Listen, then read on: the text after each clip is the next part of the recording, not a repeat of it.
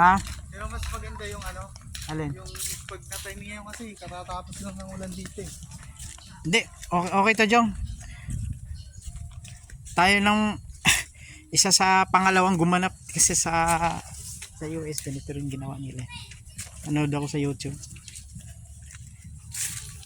Ito po yung location ng training.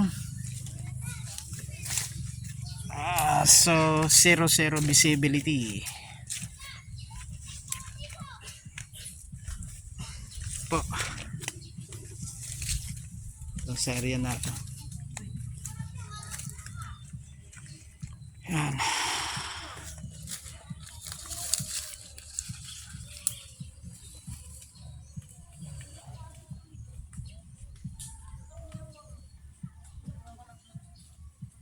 Madilim pa ang tubig dito.